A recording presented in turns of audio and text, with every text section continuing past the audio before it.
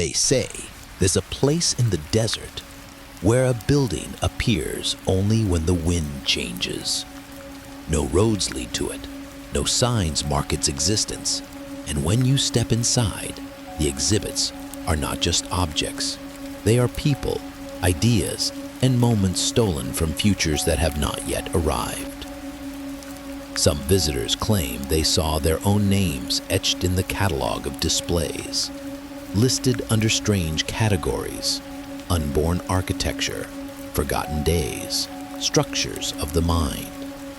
The locals call it the museum that isn't built yet. Most people laugh and walk away. Most people never receive the drawing. It was just past sunset when I found the envelope on the rooftop of my boarding house in Ahmedabad. I'm Aarav Sharma, final year architecture student, too used to late nights with tracing paper, pencil smudges, and cheap coffee. But the envelope felt different, heavy, cold. It had no sender, only my name typed neatly in English. Inside was a single A2 sheet, the paper faintly silvered at the edges, carrying the subtle scent of camphor, the same scent my grandmother used to burn during storms. The drawing was unlike any architectural plan I'd ever seen. It was both geometric and spiritual, concentric circles nested with impossible triangles, lines of English annotation crossing delicate threads of ancient Hindi script. In the top right corner, the museum that isn't built yet, draft 0. And in the bottom left, 24.5883 degrees and or 72.8011 degrees east. Coordinates for a patch of semi-desert more than 3 hours ride from here.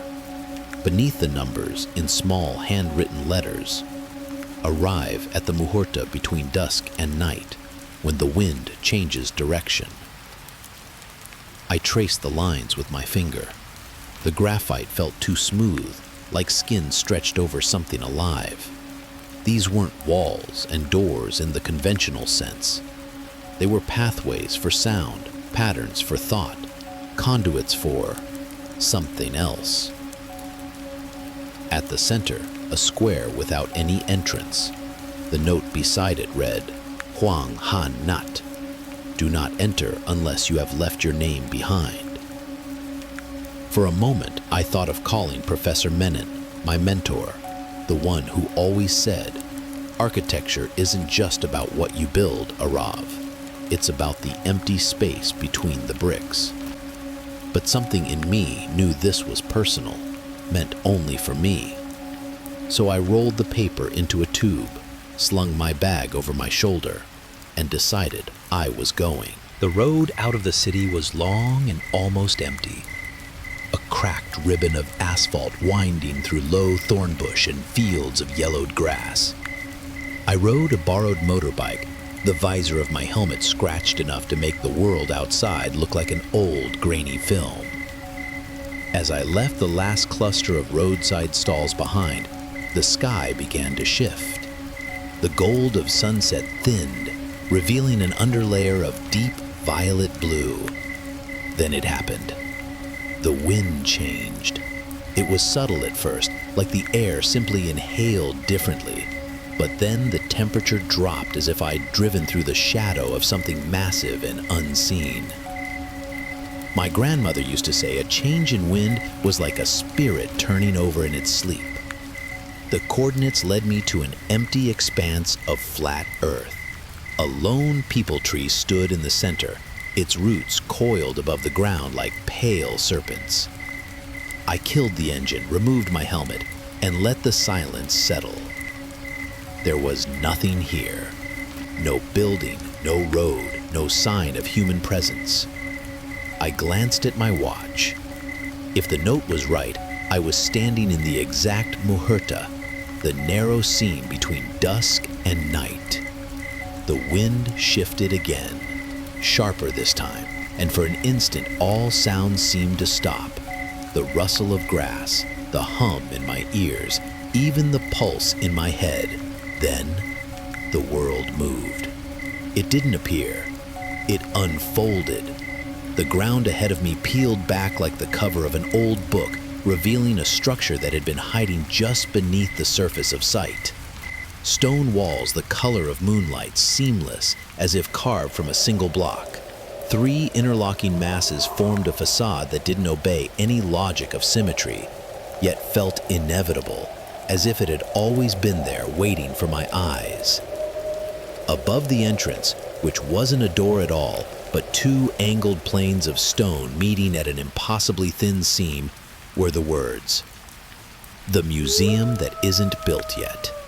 Beneath them, smaller text, "Conceived in tomorrow, accessible at dusk." And in Hindi, old and curling like temple script, "A museum for what has not happened, but already exists." The air thickened. Even lifting my hand felt deliberate, heavy. I placed my palm against the seam. Cold. Not just winter cold, but the cold of stone deep inside a mountain temple that has never seen sunlight. The scent of camphor floated past, almost imperceptible. I pushed. The seam widened, not like a door opening, but like air giving way, and I stepped inside. The first thing I noticed was the silence. Not the kind you get in a padded studio, where sound is swallowed by foam, but something stranger. This silence didn't absorb my footsteps. It kept them. I could feel each sound I made being tucked away somewhere, like my presence was being archived. The entrance hall was vast, its ceiling vanishing into a haze of pale, sourceless light. No lamps, no windows, just illumination, steady as breath. In the center stood a reception desk with no one behind it. On its surface lay a single black-bound book. The cover wasn't smooth. It had the faint, uneven texture of scales. Silver letters glinted in the light. Exhibition list, opening cycle 17, Muhurta 6. I opened it. Each page held a numbered exhibit. The room of houses never built. Miniature homes and structures that were once dreamed of but never constructed, preserved in perfect scale. The stairs that count you. Staircases whose steps change in number depending on who climbs them. The corridor in reverse. The faster you walk, the farther away your destination becomes. The calls before names, voices calling to you before you were born, recorded into stone. The library of nameless scents, a collection of smells that no language has words for. The 12-faced mirror shows your reflection at ages you haven't yet reached. Cognitive structure, Aarav Sharma, guest. Quota Chamber, do not enter unless you have left your name behind. I froze. My finger hovered over item 11. The ink was part of the page, not an afterthought. My name printed as though it had always been there. Next to it was a small spiral symbol, like a thread coiled in on itself. A cold pressure settled behind my ribs. I turned, half expecting someone to be standing over my shoulder. No one. At the back of the book, a note read, "Guests are part of the display during the open cycle. Each cognitive structure exists as a diagram of emotion, path, name. Leaving prematurely may cause residual disturbances." Below that, in smaller script, "Please remove your shoes before entering the Quota Chamber." It was such a jarring touch of mundanity that it almost made me laugh, as if taking off your shoes would somehow make the rest of this normal. I shut the book. My hands had that restless tremor they get when I'm surveying an unfamiliar structure, deciding where the walls will let me go. But some deeper part of me, the part that had seen my name printed there, whispered, "Leave now." I didn't listen. I started with Exhibit 1, The room of houses never built. The doorway had no hinges. It opened like a sheet of air folding back. Inside, rows of miniature structures stood on plinths under soft, shadowless light. There were models of mud brick homes from vanished villages, ornate mansions in unfamiliar styles, shacks made of straw and rope. Every single one had a small plaque, a location, a year, and a single sentence. Not a description, but a whisper of a story. The house my father promised me when I was 6. The villa of the woman who never married. I stopped in front of one model and felt my stomach drop. It was mine. A modest roadside dwelling I designed in my 2nd year for a studio project. A small home for a peanut vendor on the outskirts of Ahmedabad. The proportions, the placement of windows, even the slant of the corrugated roof were all mine. Except, it was different. The porch was wider, the corner curve softer, and in the front wall, a tiny square window looked out toward the east. A window I had never designed. The plaque read, "The House of Aarav, if he ever believed in the wind." I let out a short, humorless laugh that sounded too loud in the still air. No one laughed back. I moved on, keeping my hands close to my sides. I didn't want to touch anything here. Exhibit 2, the stairs that count you. A series of staircases, each freestanding. I stepped onto the first, 13 steps to the top. The second, 12, though it was clearly taller. The third staircase felt endless, my legs burned by the 20th step. Yet when I turned to look back, there were only 4 behind me.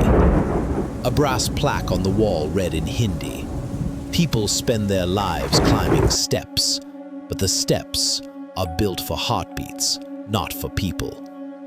The coolness of the metal bit into my fingertips. I avoided Exhibit 3, the corridor in reverse. Something about the description made the back of my neck prickle. Instead, I passed through other rooms like drifting through someone else's dream. A library where books held only smells, not words. A hall of mirrors showing my face at ages I hadn't yet lived. An avenue lined with massive bronze bells that, when struck, produced no sound, only the memory of one. Then I reached Exhibit 8. The calls before names. The walls here were black stone, cold under my palm. In the center stood a low pedestal, covered with thin, disc-like slabs of rock. Each one was marked with a jagged crack, shaped like a sound wave. The sign said, "These are the calls that came before you had a name. When you hear yours, put it back." I leaned in toward one slab. It trembled ever so slightly. Pressing my ear close, I heard a single, drawn-out syllable. Not Aarav, not even a full word, just the first breath of it. The syllable of something waiting to finish itself. I stepped back fast, my heart compressing in my chest.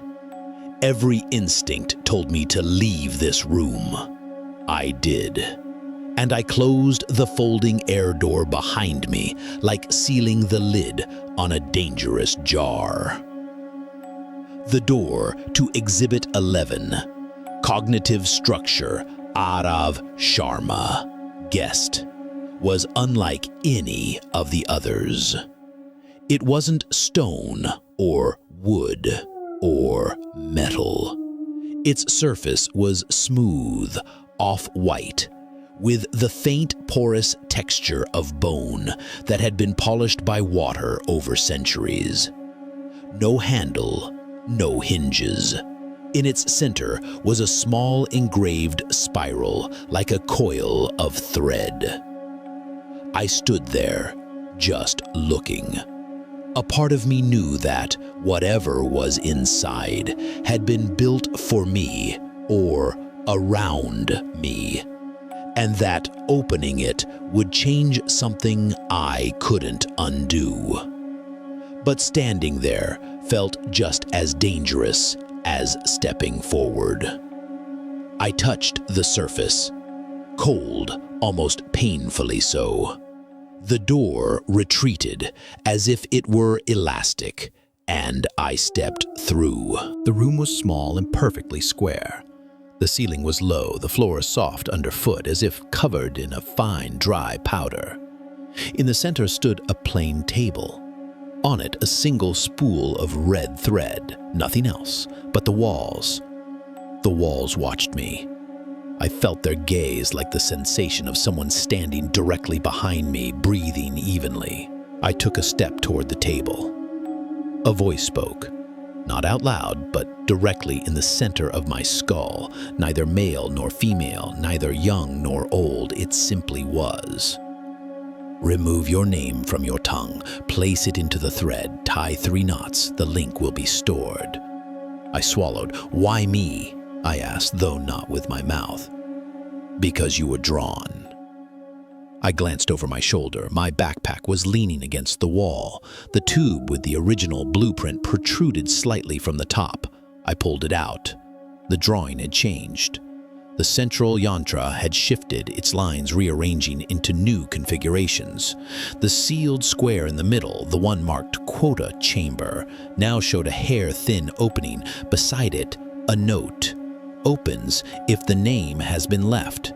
And in the top right corner, just under the faded stamp of Draft 0, a new line of fresh ink. Draft 1. Applied. I stared at it. Applied to what? Applied to you, the voice said, to your path, to how you see a room, to how you speak a name.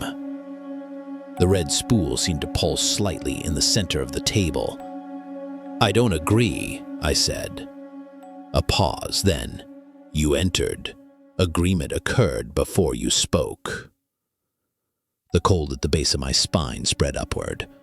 I set the blueprint back in my bag, turned toward the bone-white doorway, and stepped through without looking back. I didn't run, yet.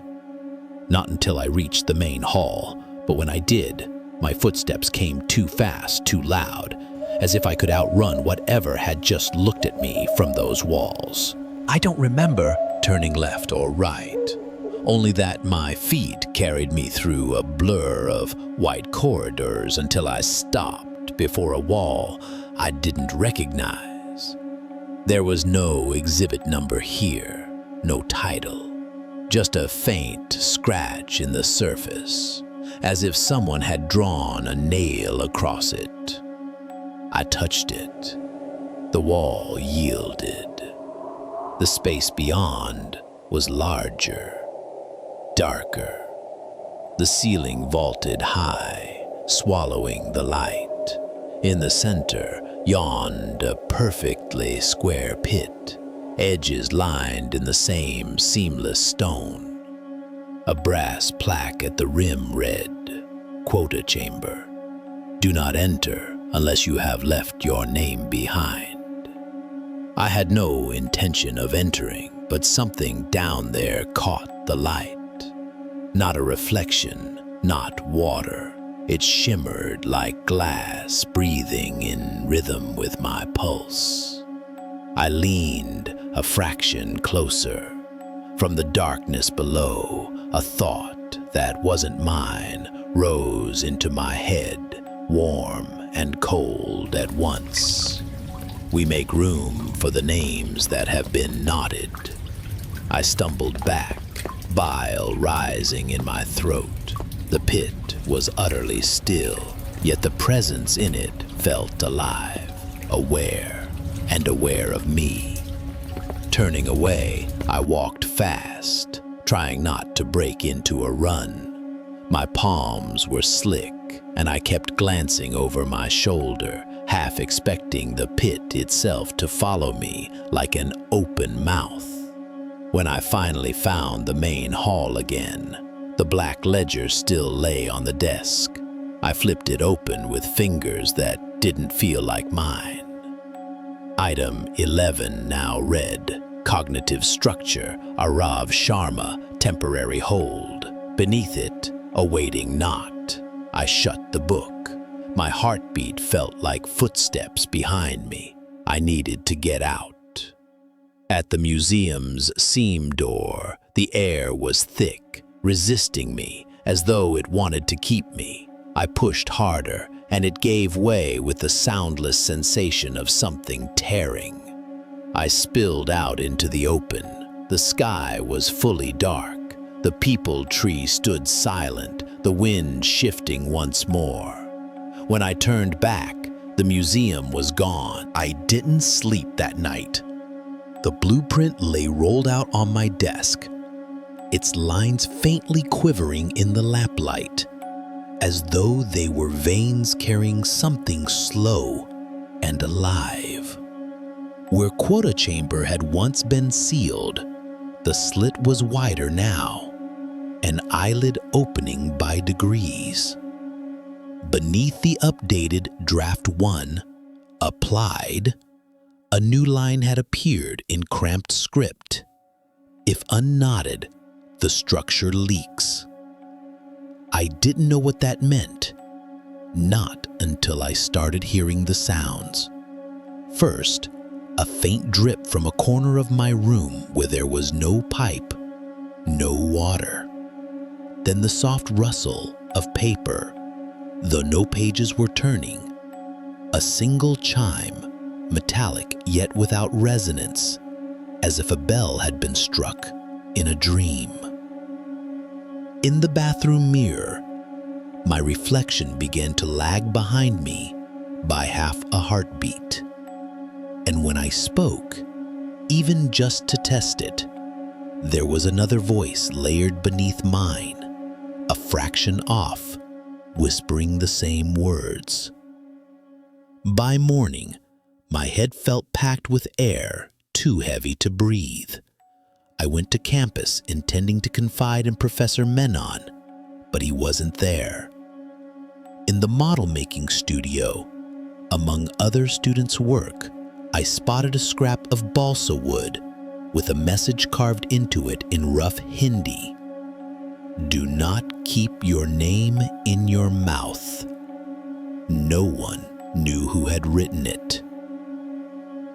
That afternoon, I left campus early, a tight cold pressure between my shoulder blades all the way home. My apartment felt smaller, heavier, as if the air had thickened in my absence. Then my phone buzzed, a message from an unknown number. Muhurta tonight. Not it, or the leak will fill your room. The message vanished as soon as I read it. I looked at my desk. Sitting there, where the blueprint had been, was a spool of red thread. I hadn't brought it home. The sun was bleeding out behind the rooftops, that narrow seam of Muhurta creeping closer. I sat cross-legged on the floor, the spool of red thread in front of me like an accusation. My grandmother's voice floated up from memory. Tie it to remember the way home. But this didn't feel like remembering. It felt like signing something I would never be allowed to unread. I turned the thread over in my hands. It was warm. Too warm. Curiosity won over fear. I tied a single loose knot, just to see. The room instantly went still. The phantom drip stopped. The mirror caught up with me. The weight in the air eased. I pulled the knot free. The drip started again. My reflection lagged. The air thickened. It was a switch, on and off, control and surrender, and I hated it. I stuffed the spool into my bag, grabbed the blueprint, and left before I could change my mind. The peepal tree was waiting when I arrived. The wind turned cold, the ground peeled back, the museum breathed into view. I didn't linger in the entrance hall. My feet took me straight to Exhibit 11. The room was exactly as before, table, walls, spool. But now there was something else, a thin slip of paper beside the thread, with 3 words written in English: join, mark, keep. On the reverse, a tiny yantra, missing 1 triangle in its pattern. In the wall to my right, a subtle bulge formed the exact shape of that missing triangle, as if the space itself was waiting for me to complete it. The voice came again, curling through my mind like smoke. 3 knots bind, 1 knot holds, no knot leaks. I tightened my grip on the thread. What happens if I tie it wrong? Wrong will tilt, tilt will fall, fall will enter the quota.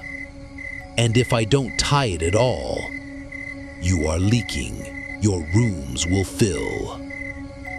I stood there, heartbeat pacing with the pulse of the red thread in my palm. And then I smiled, a small, bitter smile. I'm not tying it, I said. The walls didn't react right away. They seemed to wait, the way a predator waits when it thinks its prey is about to make the wrong move. I set the spool down on the table, but instead of tying, I pulled the thread loose, yard after yard, until the spool was nearly weightless in my hand. I'm not keeping it, I said aloud, though my voice didn't echo. And I'm not giving it to you either. The voice slid back into my skull, softer now. You are making a reverse joint. I'm returning my name to the wind, I said, not my mouth, not your thread, the wind. I wound the loose thread around my fingers, shaping it into a pattern like the yantra on the slip of paper, except I left the missing triangle exactly that, missing, a deliberate hole. Then I placed the incomplete pattern on the table, directly over the paper. The air shifted. The 4 walls shivered, not with anger, but with a sudden change in balance, like a key turned halfway in the wrong lock. From somewhere beyond the room, a single bell chimed, not in sound, but in feeling, a pulse through the spine. You have placed a gap over a gap, the voice said at last. It is postponed. The thread vanished from the table. In its place, carved faintly into the stone, was 1 word: deferred. I exhaled. When I stepped back into the hall, I checked the ledger. My entry now read, Cognitive Structure, Aarav Sharma, deferred, return pending. It was a win, but it didn't feel final. The seam door let me out more easily this time, as if the museum no longer needed to hold me quite so tightly. Outside, the wind was sharp enough to sting my eyes. When I turned, the structure was already gone. The ground sealed, the peepal tree swaying in the dark. For days afterward, the world felt tilted. In the campus library, 1 corner shelf seemed a fraction longer than the other. Something only I noticed. My architectural sketches shifted on the page, their vanishing points sliding away like fish underwater. I learned to breathe slower, to center myself in the thought the museum had given me. Place a gap over a gap. It kept the dripping, the lagging reflection, the second voice at bay. I never tied the red thread. I didn't even keep it, because there was nothing to keep. Only absence. One evening, Professor Menon examined my graduation project, Architecture of the Empty Interval, a house for things that cannot be named. A missing triangle, he remarked, tracing a fingertip over the model's incomplete roofline. Enough, I said quietly, to keep an eye from opening. He looked at me for a long time, then nodded once. That night, I stayed in the studio late. When I stepped away from my model for tea, a small black card lay beside it. Silver letters. Exhibition list, Cycle 18, Muhurta 1. Item 11, Cognitive Structure, Aarav Sharma, outside exhibit. Below, in smaller type, temporary clearance. A faint chime rang inside my skull, not the warning tone of the Quota Chamber, but something else. The museum hadn't finished with me. The phrase outside exhibit sat in my head like a splinter. For a while, nothing obvious changed, until I started noticing people staring too long. On the street, in cafes, even in class. Their eyes would fix on me, then narrow slightly, as though reading a plaque I couldn't see. One afternoon in the market, a boy tugged his mother's sleeve and pointed at me. "What's that one called?" he asked. His mother didn't answer. She just pulled him away, whispering fast in a language I didn't catch. Back in my apartment, I kept finding the black card in different places. Slipped inside a book I hadn't opened, tucked into the sleeve of my jacket, once even inside my wallet. I would throw it away, and it would return spotless, uncreased. Then came the reflection incident. I was in the architecture lab, leaning over a polished drafting table. The glassy surface caught my face, but not as it was. I looked older, my skin drawn tight over my skull, my eyes the same, but with something watching through them. Around my neck hung a plaque. I couldn't read the text, but I knew it was the exhibit description. I blinked, and the image snapped back to normal. That night, an email arrived from an address I didn't recognize. Curation@notyet.museum. Subject: observation period. Body: you are being seen. Do not respond to the readers. I shut the laptop and sat in the dark, listening for a drip that didn't come. Not yet. The next morning, the black card was gone. In its place, on my desk, lay the blueprint. The lines had shifted again. The missing triangle in the yantra was now shaded in, not by me. and the central square of the Quota Chamber stood wide open. In the top right corner, Draft 2, Recall. I didn't need the voice to tell me what it meant. This wasn't an invitation. It was an appointment. The rest of the day felt rehearsed, like I was walking through a model someone else had drawn. In class, Professor Menon's words blurred. Outside, strangers' conversations bent around my ears in low murmurs I couldn't quite catch. Every clock I passed seemed to be 5 minutes ahead of the last. By sunset, the air itself was leaning toward that seam of Muhurta. When the wind shifted, I wasn't at the people tree. I was still in my apartment, and that was the problem.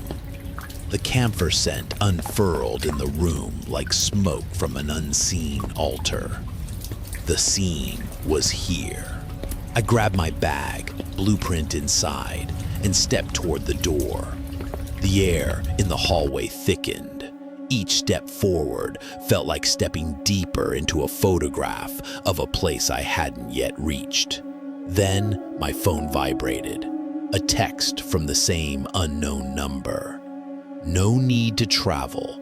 We can open from your side. The camphor smell deepened. Behind me, something began to peel. The sound was soft at first, like wallpaper coming loose from a damp wall. But it grew, spreading across the room. I turned. The far corner of my apartment was unfolding. Not breaking, not collapsing, unfolding, as if my walls were just paper hiding something else beneath. The pale light of the museum seeped through the opening. That same sourceless glow I'd walked under before. And with it came the silence. The one that stored every sound, filing it away. The seam widened. My desk and chair dissolved at the edges, replaced by the polished stone of the entrance hall. I stepped back toward the door, but the air thickened in front of me, pushing me, gently, inevitably, toward the breach. You can't just, I started, but the words didn't leave my mouth. They were caught, tucked away like the museum kept all sound. On the reception desk ahead lay the black-bound ledger, open to page 11. My name was there again. Cognitive structure. Aarav Sharma. Recall. Mandatory not. I shook my head. No, not. The voice came, quieter than ever, yet filling my skull. You have been deferred once. There is no second deferral. I glanced toward the seam behind me, but my apartment was gone. Only the museum remained. And somewhere deeper inside, I thought I heard the slow, patient breathing of the Quota Chamber. The corridors weren't the same as before. They shifted with each turn, walls stretching, narrowing, doors appearing where blank stone had been a moment earlier. The museum wasn't just guiding me, it was funneling me. I passed Exhibit 1, the room of houses never built. My peanut vendor's home was gone. In its place stood a miniature of my current apartment, complete with the stack of books by my bed. The plaque read, "The dwelling of Aarav, if he had not been seen."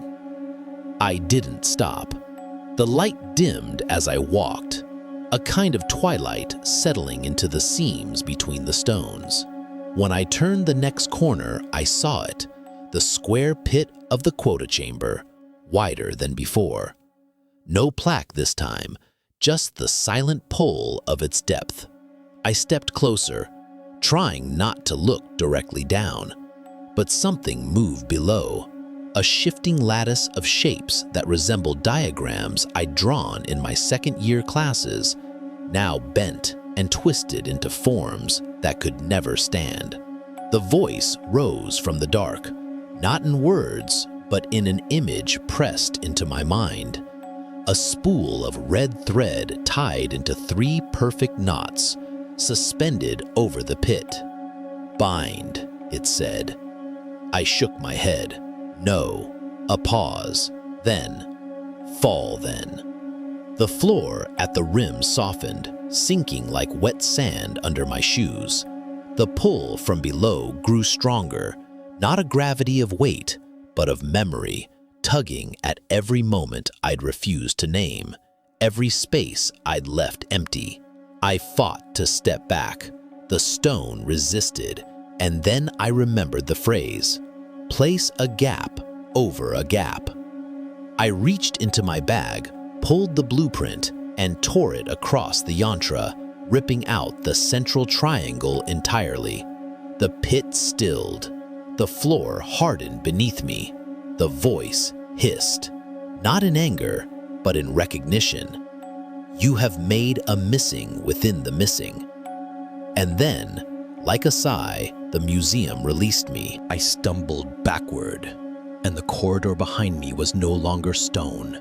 It was the night road outside the city, the cracked asphalt under a wind that smelled of dust and rain. The museum was gone. I stood under the peepal tree, my breath clouding in the cold. The ground was solid, the air heavy but breathable. For the first time in what felt like hours, I could hear my own footsteps without them being tucked away. Relief came first. Then the quiet unease. The torn triangle of the yantra was still in my hand. Its lines pulsed faintly like something alive. And as I stared, the gap inside it seemed to widen. Not on the paper, but behind my eyes, a little hollow in the shape of absence. In the days that followed, the museum did not return, but the missing space did. It showed itself in strange ways, a patch of wall in my apartment where light bent wrong, a page in my sketchbook where the lines I drew slid apart, refusing to meet. Sometimes, in conversation, a word I tried to speak would simply not happen. The silence left behind felt exactly like the museum's silence, stored, kept, waiting. I realized then that the missing within the missing wasn't a victory. It was a doorway, one only I could see. And somewhere beyond that doorway, the museum was still there, patient as stone. I'd removed my name from its ledger, but I'd given it something rarer, a permanent gap. And gaps, I was beginning to understand, are invitations. Some doors are built to open, others are built to wait. The museum is still there, behind walls you pass every day, cataloging the names it hasn't taken yet. If you ever hear yours whispered from a place that doesn't echo, it's already too late. You won't see the exhibits at first. They'll start with your reflection, your shadow, the spaces in your home that feel a little too still. And when the gap opens for you, there will be no deferral. The cycle will begin again. For more stories you'll wish you could unhear, subscribe to Dark Whispers.